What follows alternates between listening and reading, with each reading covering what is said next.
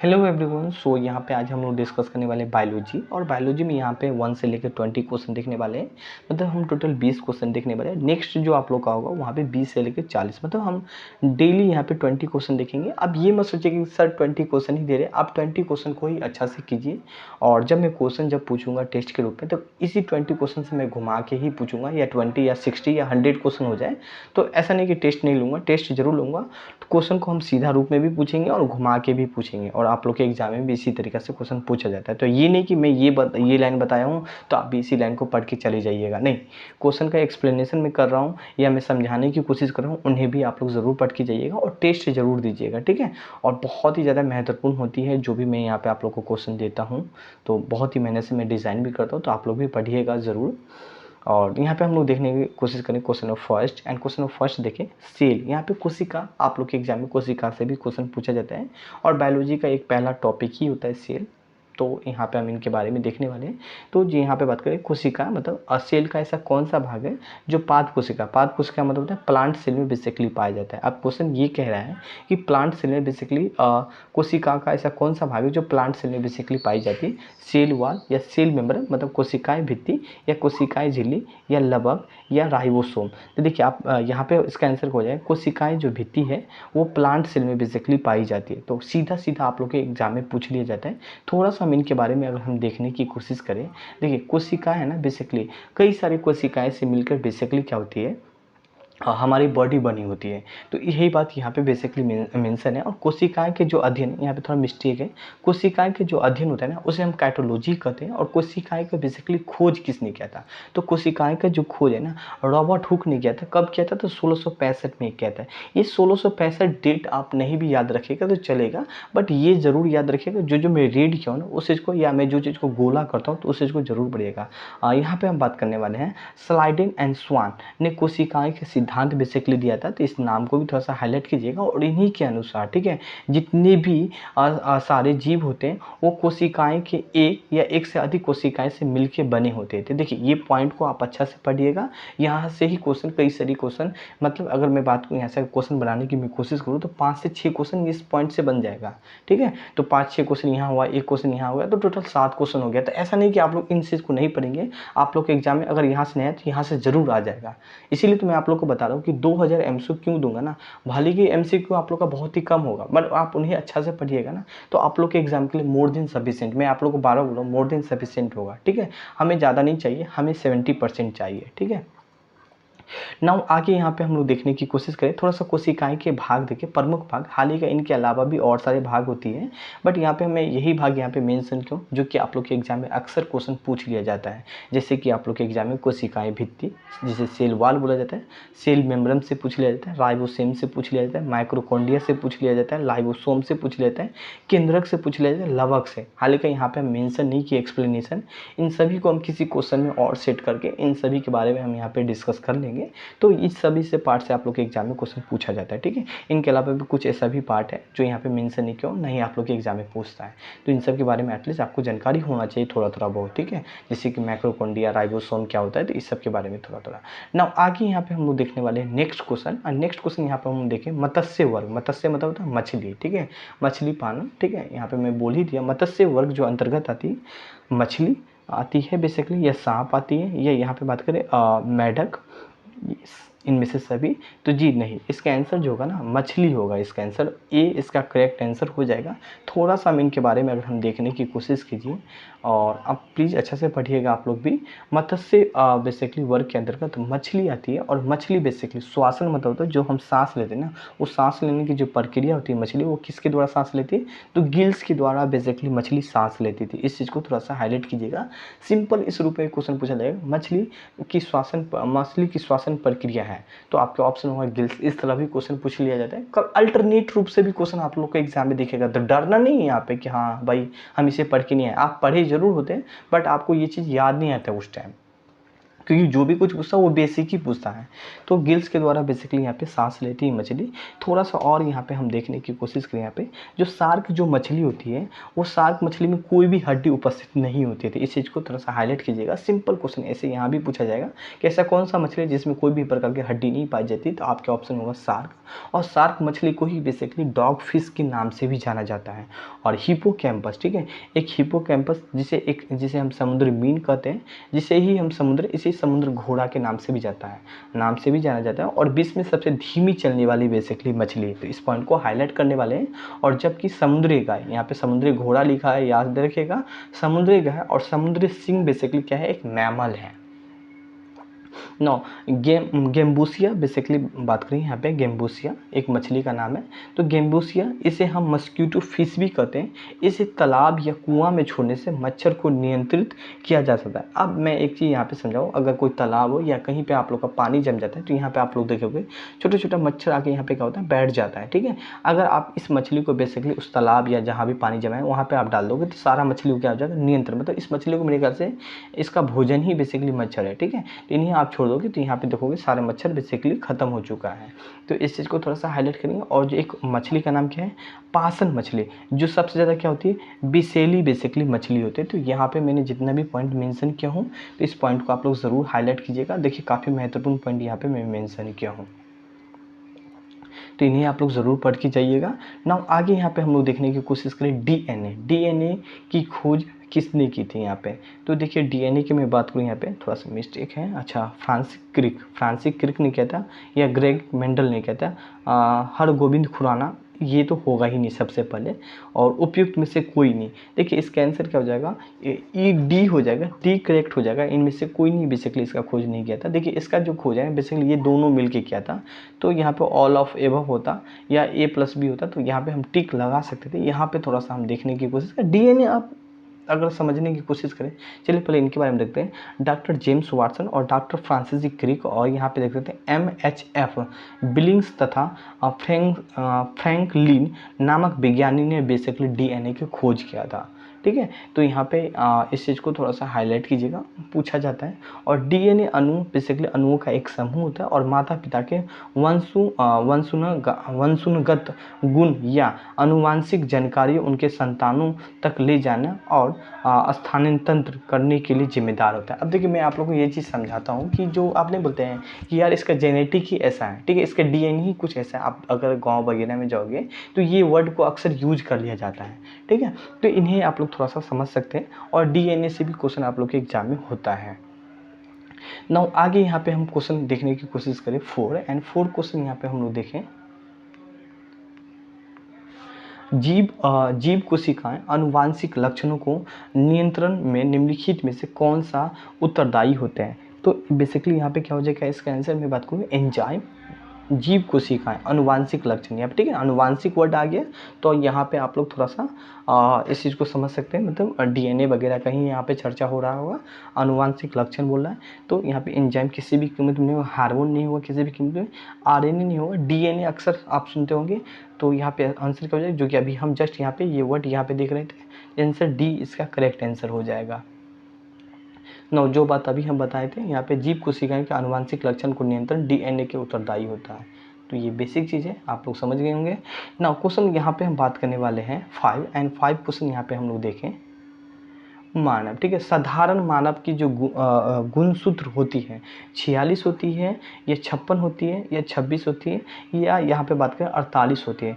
तो basic question यहाँ पे है, इसका आंसर क्या हो जाएगा, यहाँ पे 46 हो जाएगा।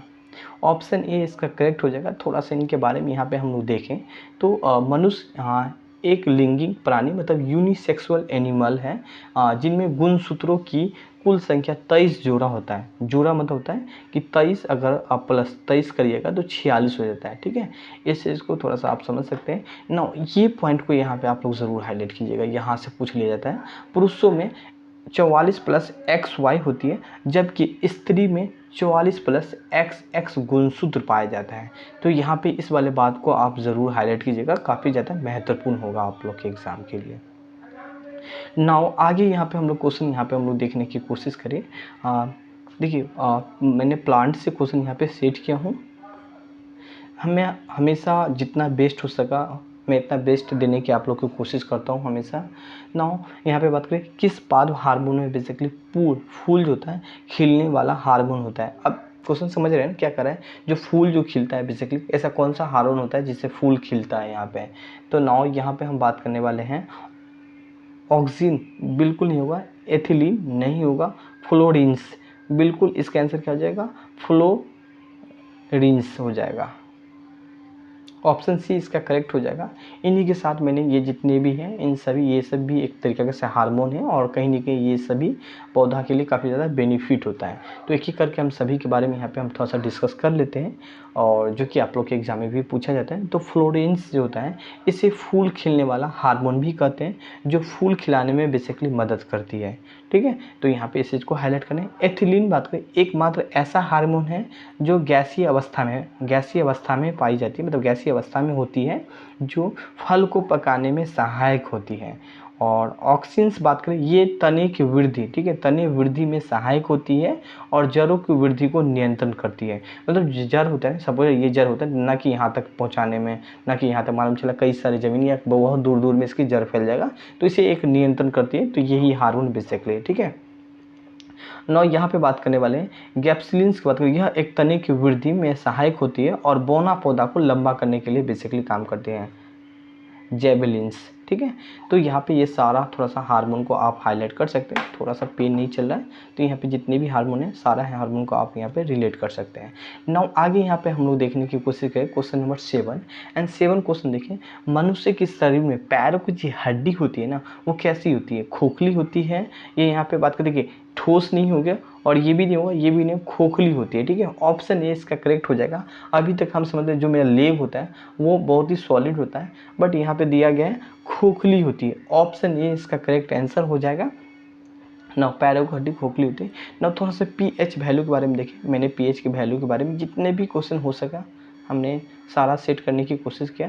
नौ मनुष्य के शरीर में रक्त का जो पीएच मान होता है वो कितना होता है। रक्त मतलब होता है ब्लड का जो ह्यूमन बॉडी का जो ब्लड होता है उनका पीएच मान कितना होता है। 6.4 बेसिक क्वेश्चन है, आप में से सभी कोई करेंगे इनका आंसर। 7.4, 8.4 नहीं होगा, 4.8 नहीं होगा। इसका आंसर क्या हो जाएगा, बी इसका करेक्ट हो जाएगा। 7.4 इसका आंसर हो जाएगा। तो मनुष्य के शरीर में जो पीएच रक्त होती है वो 7.4 होती है। थोड़ा सा मैंने यहाँ पे रक्त के बारे में, यहाँ पे पीएच वैल्यू के बारे में मेंशन क्यों, तो इन्हें भी आप लोगों को पढ़ के जाना है। अब मैं जितना क्वेश्चन जो ये नहीं कि सिर्फ क्वेश्चन इसका आंसर याद करके सीधा सीधा चल जाएगा, नहीं, एक्सप्लेनेशन जरूर पढ़िए। मेहनत से सेट करता हूँ, मेहनत से बताता हूँ, तो आप लोग भी पढ़ने की कोशिश किया कीजिए। क्या पता आप लोग के एग्जाम में यही से क्वेश्चन पूछ लिया जाए। तो अम्लीय, ठीक है, अम्ल मतलब होता है यहाँ पे आप लोग जानते हैं एसिड बोलते हैं यहाँ पे बेसिकली। तो वे पदार्थ जिनका पीएच मान 7 से कम होता है उसे हम अम्लीय बोलते हैं। ठीक है, जिसका पीएच मान 7 से कम होगा उसे हम क्या बोलेंगे, एसिड बोलेंगे। और क्षारीय क्या होगा, वे पदार्थ, या क्षारीय मतलब होता है बेस, वे पदार्थ जिसका पीएच मान 7 से अधिक होगा। यहाँ 7 से कम होगा तो एसिड और 7 से अधिक होगा तो बेस कहलाएगा। अब नौ आगे यहाँ पे देखें, जिसका पीएच मान शून्य मतलब जीरो होता है वो अम्लीय कहलाता है। तो इस पॉइंट को थोड़ा सा हाईलाइट कीजिएगा। जिसका पीएच मान जो है जीरो होगा वो एक तरीके से क्या कहलाएगा, एसिड कहलाएगा। हाइड्रोक्लोरिक एसिड जो है, यहाँ पे एसिड मतलब आप जाने खट्टा, तो इसका पीएच मान क्या होगा, शून्य होगा। यहाँ पे आप रिलेट कर सकते हैं। तो उन्हें आप पढ़िएगा ना तो ऑटोमेटिक ये सब चीज़ आपको याद होने लगेगा। समुद्री जल का जो पीएच मान होता है वो 8.5 होता है और समुद्र जल का जो पीएच मान होता है वो 7 होता है। तो ये सारे बात को आप हाईलाइट कीजिएगा, काफ़ी ज़्यादा महत्वपूर्ण है। नाउ आगे यहाँ पे हम लोग देखने की कोशिश करें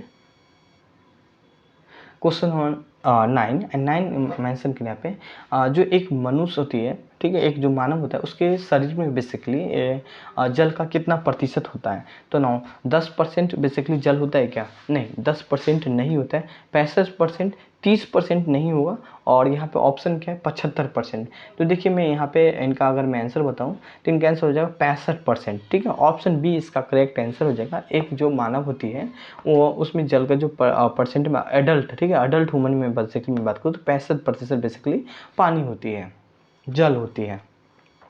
नौ यहाँ पे थोड़ा सा इनके बारे में देखें। मानव के शरीर में लगभग 60% बेसिकली जल होती है और मस्तिष्क में 85% जल होती है। मस्तिष्क में जो है ना, मस्तिष्क मतलब तो ब्रेन में 85% बेसिकली जल होते हैं और रक्त में 79% जल और तथा ठीक है, और फेफड़ा में लगभग 80% बेसिकली जल होती है। तो यहाँ पे ये बात को हाईलाइट कीजिएगा। अभी तक आप लोग के एग्जाम में सिर्फ यहीं से क्वेश्चन पूछा गया, यहाँ से क्वेश्चन नहीं पूछा गया। मैं फिर भी यहाँ पे सेट करके दिया हूँ। लास्ट 10 साल का अगर मैं बीपीएससी का क्वेश्चन देखा हूँ कई सारे एग्जामों का, तो यहाँ से क्वेश्चन नहीं बन पाया, मैं फिर भी यहाँ पे सेट किया हूँ। तो ऐसा नहीं कि आपको पढ़ के नहीं जाना, पढ़ के ज़रूर जाइएगा, क्या पता यहीं से क्वेश्चन आ जाए। तो इस चीज़ को थोड़ा सा हाईलाइट कीजिएगा। विटामिन्स के बारे में अक्सर आप लोग के एग्जाम में क्वेश्चन पूछ लिया जाता है। तो विटामिन सी सबसे उत्तम सोर्स, मतलब सबसे अच्छा सोर्स कौन सा है, बेस्ट सोर्स। तो नाउ विटामिन सी का सबसे best source, vitamin C basically खट्टा, ठीक है। तो सेब में बेसिकली, आम में बेसिकली, दूध में बेसिकली, और आंवला में बेसिकली, आंवला में है ना बेस्ट सोर्स, सबसे अच्छा जो सोर्स में बात करूँ, which is the best source of vitamin C. तो इसका आंसर सी हो जाएगा, मतलब आंवला में बेसिकली बेस्ट सोर्स माना जाता है विटामिन सी का। यहाँ पे थोड़ा सा हम देखें इनके बारे में। विटामिन सी का रासायनिक नाम क्या होता है, एस्कर्बिक अम्ल, आप लोग के एग्जाम में पूछा भी गया है, तो यहाँ पे हाईलाइट करना है। और इसका सबसे उत्तम सोर्स जो क्या होता है, आंवला होता है। इसके अलावा यह खट्टे फलों जैसे कि नींबू, संतरा, मौसमी में पाया जाता है और प्रचुर मात्रा में पाया जाता है। तो इस चीज़ को थोड़ा सा हाईलाइट कीजिएगा, आप लोग के एग्जाम में क्वेश्चन पूछा जाएगा। नाउ यहाँ पे हम बात करने वाले हैं क्वेश्चन नंबर 11 एंड 11 क्वेश्चन है, दूध उदाहरण है। तो दूध जो है किस चीज़ का उदाहरण है, विलयन का, मतलब सॉल्यूशन का बिल्कुल नहीं होगा, क्लोराइड विलयन का नहीं होगा, और इमल्सन का, वायु विलयन का नहीं होगा, इमल्सन हो जाएगा। ऑप्शन सी इसका करेक्ट आंसर हो जाएगा यहाँ पे। नाउ यहाँ पे हम थोड़ा सा देखने की कोशिश करें। इमल्सन जो है बेसिकली एक क्लोराइड का, बेसिकली एक क्लोराइड होती है। और दूध का जो फेस, अगर आप लोग दूध थोड़ा सा बेसिकली गर्म करके छोड़ दोगे तो उसके फेस पे बेसिकली क्रीम, एक क्रीम सा बेसिकली जम जाता है, जिसे मलाई बोलते हैं। क्रीम द्रव इमल्सन का एक उदाहरण है बेसिकली। और दूध का संपूर्ण आहार बेसिकली माना जाता है। और लेकिन इनमें vitamin C basically, vitamin C का जो मात्रा होता है अत्यंत बेसिकली बहुत ही कम होती है, बट पाया जाता है। इस चीज़ को थोड़ा सा हाईलाइट कीजिएगा, यहाँ से क्वेश्चन पूछ लिया गया है, ठीक है। तो इस चीज़ को हाईलाइट करना है। नाउ क्वेश्चन यहाँ पे हम बात करने वाले हैं 12 क्वेश्चन यहाँ पे देखें। पाद्व कली, पाद्व मतलब होता है प्लांट, प्लांट कली मतलब जानते हैं ना, कलाई वगैरह, जो बेसिकली अगर मैं बात करूँ तो पेड़ का जैसे ये वाला पार्ट जैसे होता है एक कली, ठीक है। तो एक भ्रूण टहनी होती है या पत्ती होती है। तो पत्ती, तो यहाँ पे ऑप्शन पत्ती तो होगा किसी भी नहीं, बीज होगा नहीं यहाँ पे। तो देखिए यहाँ पे इसका आंसर क्या, टहनी हो जाएगा, एक भ्रूण टहनी हो जाएगा, ऑप्शन ए इसका करेक्ट हो जाएगा। नाउ यहाँ पे हम बात करने वाले नेक्स्ट क्वेश्चन देखिए, क्वेश्चन नंबर 13 एंड 13 क्वेश्चन हम लोग देखें यहाँ पे। पौधा जो नमक युक्त मिट्टी में उगता है, जो नमक युक्त जो होता है, नमक वाले जो मिट्टी होती है वहाँ पे उगता है, उसे बेसिकली क्या कहते हैं। तो जीरोफाइटा बोलते हैं, या यहाँ पे बात करें हाइड्रोफाइटा बोलते हैं, या हेलोफाइटा बोलते हैं, या यहाँ पे बात करें इसका आंसर हेलोफाइटा बोलेंगे। तो इस चीज़ को थोड़ा सा हाईलाइट कीजिएगा। जो ऐसा पौधा जो मैं यहाँ पे क्या ले, नमक युक्त, जो नमक वाली जो मिट्टी होती है ना, जो ऐसा भी मिट्टी होती है कि वहाँ पे आपको नमकीन नमकीन सा लगेगा, तो उस मिट्टी में बेसिकली जो पौधा होता है उसे कहते हैं हेलोफाइटा। नाउ आगे यहाँ पे हम लोग देखने की कोशिश करें, क्वेश्चन नंबर यहाँ पे हम लोग 14 देखें। यहाँ पे मांसपेशियों के जो दर्द के उपचार में बेसिकली उपयोग किए जाने वाला विकिरण है। मतलब मांसपेशियों, आप कहीं आप लोग देखोगे या कोई ज्वाइंट पे या कहीं बेसिकली मसल वगैरह पे आपको दर्द होता है, तो हम किस चीज़ का बेसिकली इनमें से उपयोग करते हैं, तो एक्सरे का उपयोग करते हैं। जी नहीं, मांसपेशियाँ वगैरह का दर्द, एक्सरे का यूज़ तो हम टेस्ट वगैरह करने के लिए करते हैं। कहीं हड्डी वगैरह टूट जाते हैं तो हम यहाँ पे एक्सरे कराते हैं, ताकि यहाँ पे हम लोग चेक कर पाएँ। तो एक्सरे का नहीं करेंगे, यूवी का भी नहीं करेंगे, और माइक्रोवेव का भी नहीं करेंगे। इंफ्रारेड का बेसिकली हम उपयोग करते हैं। अगर आपको कहीं दर्द वगैरह हो जाए तो आप यहाँ पे इंफ्रारेड, एक मतलब अगर मैं आप लोगों को कैसे समझाऊँ, देखिए क्या होता है, एक जैसे कि सूर्य का जो किरण होता है, सेम इसी तरह इसका भी हीट, एक गर्म ऊष्मा होती है और लाल कलर की होती है। आप गूगल पे सर्च मारेंगे तो यहाँ पे इंफ्रारेड बेसिकली लाइट पड़ती है ना, तो ये जहाँ भी आप लोग को दर्द होगा तो यहाँ पे काफ़ी एक रिलैक्स फील करवाती है। तो इस चीज़ को थोड़ा आप समझ सकते हैं, ऑप्शन इसका करेक्ट हो जाएगा। यहाँ पे बेसिकली मैं इनका एग्जाम्पल के रूप में नहीं सेट कर पाया, तो बट यहाँ पे आप लोग गूगल पे जाके भी आप लोग देख सकते हैं। नाउ क्वेश्चन यहाँ पे हम लोग देखें 15 एंड 15 क्वेश्चन यहाँ पे हम लोग देखने की कोशिश करें। यकृत या मांसपेशियों में जो ऊर्जा जमा होती है, ठीक है। अब ऊर्जा यकृत मतलब आप समझ जाने ना, लीवर या मसल्स में जो बेसिकली ऊर्जा जमा होती है, तो खाना वाना तो जमा थोड़ी होगा, वो कहीं ना कहीं किसी न किसी फॉर्म में ही जमा होगा, चाहे ग्लूकोज के फॉर्म में जमा हो। मेरे बॉडी में एनर्जी के लिए तो ग्लूकोज ही काफ़ी अच्छा होती है। तो कार्बोहाइड्रेट जी नहीं, कार्बोहाइड्रेट के रूप में नहीं जमा होती है, तो ऑप्शन ए इसका नहीं होगा, किसी भी कीमत में नहीं। वसा के रूप में जमा होती है क्या, नहीं, ये भी नहीं होगा। प्रोटीन के रूप में नहीं जमा होती है। अच्छा, ग्लूकोलाइजेशन, ठीक है, ग्लूकोलाइजेशन के रूप में जमा होती है। ऑप्शन ए इसका करेक्ट आंसर हो जाएगा। इसका आंसर डी हो जाएगा, यहाँ पे उपयुक्त में से कोई नहीं होगा। नौ क्वेश्चन यहाँ पे हम लोग बात करने वाले, नेक्स्ट क्वेश्चन रिपीट हो गया। मानव शरीर में होता है 70% पानी। अभी जस्ट हम इनके बारे में चर्चा कर ही रहे थे, और इससे पहले लास्ट मतलब 2-4 क्वेश्चन से पहले हम इनके बारे में देखे थे। तो देखिए ये क्वेश्चन रिपीटेड है। ऑप्शन इसका करेक्ट हो जाएगा, बी, सी और डी नहीं होगा। नाउ यहाँ पे हम लोग बात करने वाले 17 है विटामिन जो रक्त में थक्का बनने में प्रभावित होता है। तो उसे हम क्या बोलते हैं, विटामिन ए बोलते हैं, विटामिन बी बोलते हैं, या विटामिन डी बोलते हैं, या विटामिन के बोलते हैं। नाउ इसका आंसर क्या हो जाएगा, विटामिन के होता है। बेसिकली रक्त में थक्का बनने का प्रभावित क्या होता है, तो यहाँ पे बात करने वाले विटामिन के। हम विटामिन के बारे में यहाँ पे बेसिकली थोड़ा सा देखें। यहाँ पे विटामिन के रक्त में थक्का बेसिकली नहीं बनने देता है। अगर रक्त में थक्का बन जाए ना, तो काफ़ी ज़्यादा आप कभी कभी देखोगे, अभी तो नहीं, आप लोग जब बच्चा हो गए तो कभी कभी आप लोग को चोट लग जाता था, और वहाँ पे बहुत ही मतलब कठोर सा हो जाता था, तो बस वो थक्का नहीं बनने देता। तो ये किसके कारण से, विटामिन के कारण से। नौ विटामिन के, विटामिन ई, यहाँ पे विटामिन के, vitamin E, vitamin D, vitamin A जो वसा में घुलनशील होता है, बट विटामिन सी और विटामिन जो यहाँ पे बात करें विटामिन बी और विटामिन जो सी है वो पानी में घुलनशील होता है। तो यहाँ से भी आप लोग के एग्जाम में क्वेश्चन पूछा गया है, तो इस चीज़ को थोड़ा सा हाईलाइट करेंगे। यहाँ पे मैं यहाँ पे रेड नहीं किया हूँ, तो इसका मतलब ये नहीं कि आप लोग नहीं पढ़ेंगे, तो इनको जरूर हाईलाइट करके जाइएगा। क्वेश्चन है विटामिन ए जो बेसिकली वो भंडारित होती है, विटामिन ए। तो नाउ यहाँ पे हम लोग बात करने वाले हैं, अभी जस्ट हम लोग देखे थे लीवर में बेसिकली विटामिन ए लीवर में नहीं होगा, त्वचा में सॉरी नहीं, लीवर ही होगा आंसर, त्वचा नहीं होगा, फुफ्फुस नहीं होगा, लंग नहीं होगा, और यहाँ पे बात करें किडनी नहीं होगा। आंसर ए हो जाएगा, यकृत हो जाएगा, लीवर हो जाएगा यहाँ पे। और यहाँ पे मैंने कई सारा विटामिन के बेसिकली बारे में मेंशन किया हूँ, ताकि आप लोग के एग्जाम में क्वेश्चन पूछा जाता है। तो विटामिन ए बेसिकली उसका यहाँ पे आप देख सकते हैं रासायनिक नाम, केमिकल नाम देख सकते हैं, रेटिनॉल होता है। विटामिन बी को हम थायमिन बोलते हैं, विटामिन सी को एस्कर्बिक अम्ल बोलते हैं। यहाँ से सीधा सीधा क्वेश्चन पूछा गया है। विटामिन डी को कैलीफेरॉल बोलते हैं यहाँ पे, विटामिन ई को टोकोफेरॉल बोलते हैं, और विटामिन के को क्या बोलते हैं, फेरो क्यू नॉन बोलते हैं। तो यहाँ पे ये नाम को आप 2-4 बजे आप लोग पढ़ के जाइएगा, काफ़ी ज़्यादा महत्वपूर्ण है। नाउ थोड़ा सा और यहाँ पे हम लोग देखें, विटामिन ए जो है, विटामिन ए से रतौंधी संक्रमण का बेसिकली खतरा होता है। अगर विटामिन ए का कमी है तो आपको रतौंधी नामक एक बेसिकली संक्रमण का बेसिकली खतरा हो सकती है।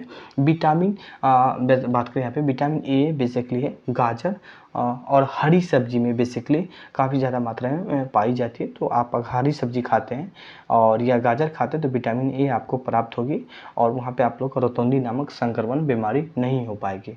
विटामिन बी बात करें तो विटामिन बी से बेरी रोग होती है, और विटामिन इसका बेसिकली यहाँ पे बात करें रासायनिक नाम क्या है, तो थायमिन है। विटामिन सी की बात करें तो विटामिन सी एस्कर्बिक या मसूड़ों को फूलना, विटामिन सी आंवला में सबसे अधिक मात्रा में पाई जाती है। तो ये सारा बात को हाईलाइट कीजिएगा, काफ़ी ज़्यादा महत्वपूर्ण है। विटामिन डी रिकेट्स रोग होती है जो बच्चे में होती है, ठीक है। इसी कारण से हड्डी मुरझाती है, और सूर्य के प्रकाश और मछली का तेल विटामिन डी से प्राप्त होती है।